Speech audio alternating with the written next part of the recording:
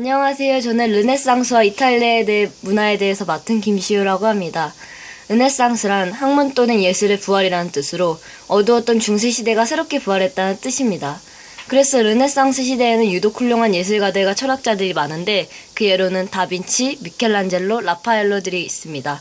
다빈치의 작품으로는 해부도, 미켈란젤로의 작품으로는 다비드상, 라파멜로의 작품으로는 아테네 학당 등이 있습니다.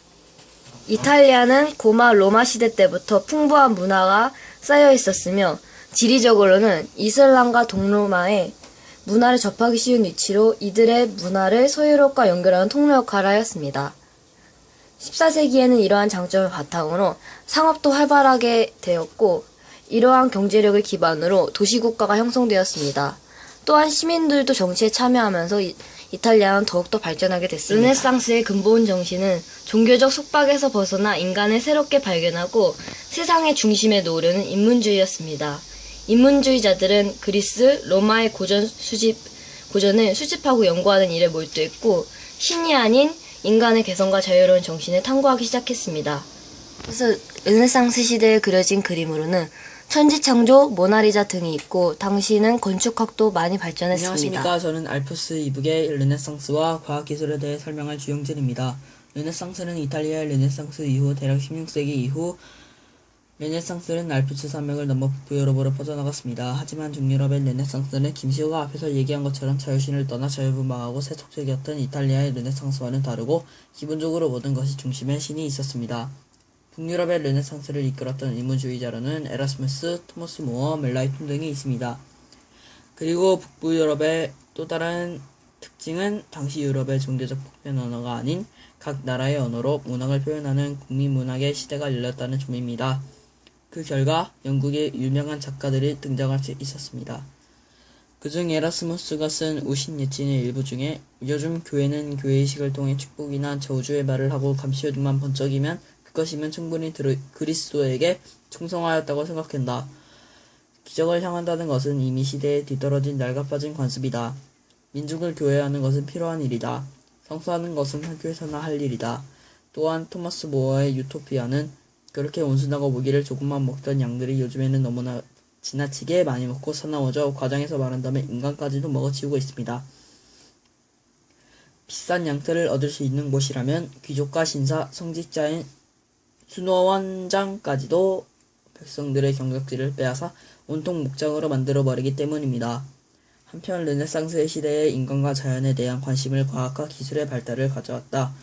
코페르니쿠스는 청동을 대신 지구가 태양의 주위를 돈다라는 지동설을 주장하여 중세의 우주관에 뒤흔들었으며 갈릴레이의 만원경으로 천체를 관측하여 지동설을 바꿔두었으며 구덴베르트는 활판 인쇄술을 발명하여 지식과 사상의 복음에 크게 기여하였습니다.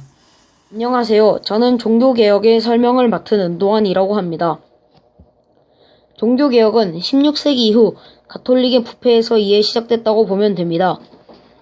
그 이유는 성직자들도 결혼을 해서 아기를 낳고 공직으로 돈을 사고 팔기도 하고 불법으로 도박장과 여권을 얻어 돈을 얻기도 하고 이러한 이유 때문에 많은 사람들이 종교개혁을 주장하기도 하였습니다. 이러한 종교개혁이 시작된 곳은 대표적으로 독일이 있습니다. 16세기 독일은 아주 강력한 중앙집권 국가가 되어 있었습니다. 그로 인해 교황의 권위가 많이 약해지면서 종교개혁이 가능했습니다. 또한 무엇보다 종교개혁의 가장 큰 원인은 가톨릭 내부의 변화였습니다. 그 내부에 가장 큰 변화를 줬던 사람은 대표적으로 루터가 있습니다. 루터가 썼던 95개조 반박문이라는 것은 바로 면죄부에 대해 반박하는 것입니다. 여기서 면죄부란 원래 십자군에 참여했거나 자선행위를 한 사람들에게 교황이 발급하던 것이었습니다. 비교적 가벼운 죄를 지은 사람들이 속죄를 통해 면죄를 받을 수 있도록 한 것이었습니다. 그러던 면죄부는 점차 교회의 부족한 재정을 채우는 방편으로 남용되었고 당시 독일 황제 카를 5세도 교황의 면죄부 판매에 찬성하였습니다. 하지만 교황의 지나친 착취에 독일 제후들과 상인들의 불만은 점점 쌓여갔습니다. 이렇게 면죄부에 대한 불만이 크게 달했을 때 바로 루터라는 사람이 면죄부에 대한 95개조 반박문을 발표한 겁니다. 하지만 역사가 그렇다. 루터는 교황청으로부터 이단으로 몰려 파문을 당하고 말았습니다. 하지만 95개조 반박문은 그때 당시 인쇄술이 뛰어남으로 독일 전역에 퍼져나갔었습니다. 다음은 칼뱅에 대해 알아볼 차례인데요. 칼뱅은 그리스도교 강요라는 책을 작사했습니다. 여기서 그가 주장하는 교리의 핵심은 예정설로 하나님의 구원은 그 사람의 의지나 행동과는 상관없이 구원의 여부가 결정되어 있다는 것입니다.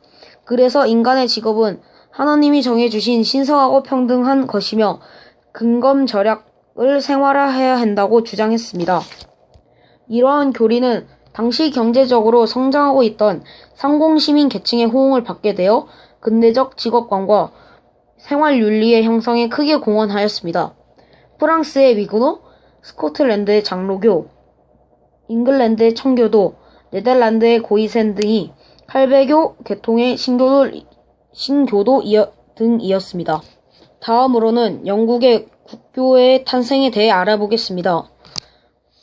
종교전쟁의 소용돌이가 몰아친 영국에서도 가톨릭 교회의 영향을 벗어난 새로운 종교가 탄생했습니다. 당시 튜터 왕조의 왕위의 계승을 위해 헨리 8세는 아들이 필요했습니다. 그래서 그는 아들을 얻기 위해 나이 많은 캐서린 왕비와 이혼하고 젊은 귀족의 딸 앤 블린과 결혼하고 싶어 했습니다. 그러나 교황은 카톨릭 교리에 의거하여 이 결혼을 반대하였습니다. 화가 난 헨리 8세는 영국 교회를 가톨릭에서 분리하고 1534년 의회의 승인을 얻어 새로운 교회를 만들었습니다. 바로 이 교회가 영국 국교회라는 것입니다. 국왕인 헨리 8세의 결혼 문제에서 시작된 영국의 종교개혁은 시민들의 교황의 수도원에 대한 반감 덕분에 성공할 수 있었다는 것이 가장 큰 것입니다. 다음으로 알아볼 것은 종교전쟁입니다.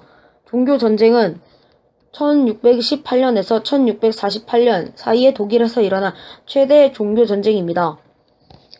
전쟁의 원인은 가톨릭 교도인 페르디난트가 보헤미아의 왕이 되었습니다. 그는 오늘부터 내 영토에서 가톨릭만 믿도록 실천했습니다. 하지만 그런 것에 반란한 프로테스탄트 귀족들을 용서 못한다는 이유로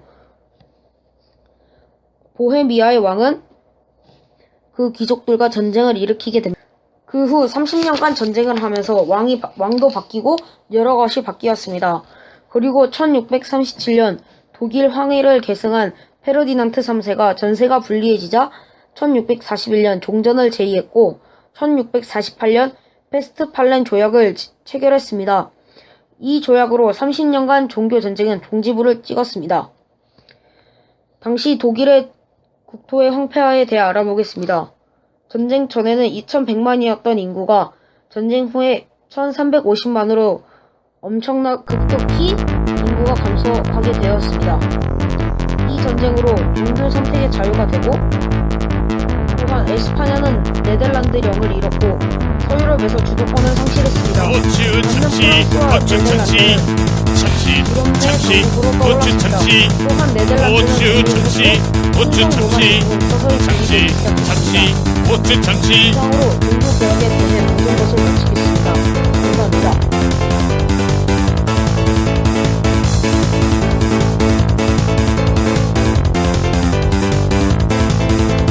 냉장고를 열어봐라. 고추 참치 꺼내 먹어라. 매콤한 맛 아이 좋아 밥도둑이야. 한 그릇만 더 줘요. 고추 참치, 고추 참치, 참치, 고추 참치, 고추 참치, 고추 참치, 참치, 고추 참치.